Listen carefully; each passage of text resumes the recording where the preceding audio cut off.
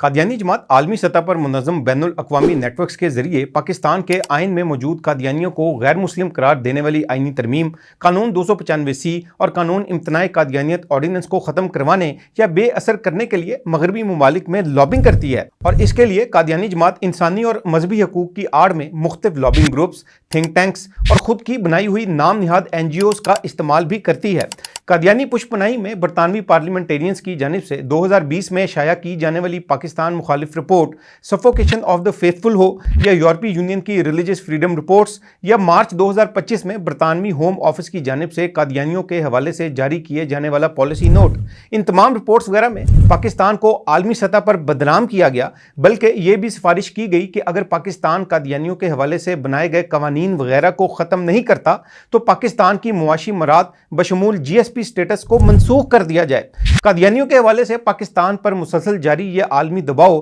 مغربی ممالک کی قادیانیوں کے ساتھ صرف ہمدردی یا انسانی حقوق کی بنا پر نہیں ہے، اصل میں اس کے پیچھے قادیانی جماعت کے اسلام اور پاکستان مخالف بڑے سیاسی عزائم موجود ہیں، جس کا بینیفیشری بھارت بھی ہے۔ قادیانی جماعت نے مبینہ طور پر عالمی سطح پر اپنے حق اور پاکستان مخالف رپورٹس شائع کروانے کے لیے منظم انداز میں برطانیہ، کینیڈا اور یورپی یونین میں سرگرم پیشہ ور لابسٹ، لابنگ گروپس اور PR فرمز کا استعمال کیا، اور اس کے ساتھ ساتھ قادیانی جماعت نے خود ہی کی بنائی گئی انسانی حقوق کی تنظیموں، انٹرنیشنل ہیومن رائٹس کمیٹی اور ہیومینٹی فرسٹ وغیرہ کے ذریعے سے یورپی اور امریکی سیاستدانوں تک رسائی حاصل کر کے اپنے اثر و رسوخ کو بڑھایا، اور انہی قادیانی تنظیموں نے اپنے لابسٹ کے ذریعے امریکہ، کینیڈا، برطانیہ اور دیگر ممالک میں پاکستان کے خلاف سیمینارز منعقد کیے، پاکستان کے خلاف رپورٹس شائع کروائیں، اور مختلف ممالک کی پارلیمنٹس میں اپنے ہم خیال سیاستدانوں کے ذریعے سے قادیانیوں کے حق میں اور پاکستان کے خلاف تقریریں اور قراردادیں پیش کی گئیں،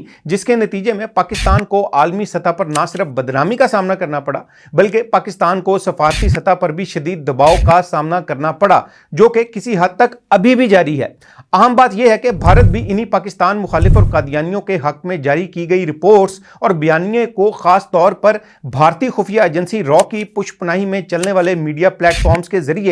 مزید ایمپلیفائی کرتا ہے، یعنی پھیلاتا ہے، اور اس پاکستان مخالف نیریٹو کو مزید تقویت دیتا ہے۔ یوں پاکستان مخالف قادیانی نیٹ ورک اور بھارتی اسٹریٹجک ادارے منظم انداز میں ایک ہی ہدف یعنی پاکستان کے خلاف کام کرتے ہیں۔ قادیانی جماعت کی بھارت کے اشتراک سے پاکستان کے خلاف جاری یہ جنگ، جہاں ماڈرن وارفیئر، انفارمیشن وارفیئر اور جدید جنگی نظریات کا امتزاج ہے، وہیں اس خطرناک جنگ کا مقصد پاکستان کی مذہبی شناخت کو ختم کرنے کے ساتھ ساتھ خطے میں صہیونی، ہندوتوا اور قادیانی نظریات کی بالادستی قائم کرنا بھی ہے۔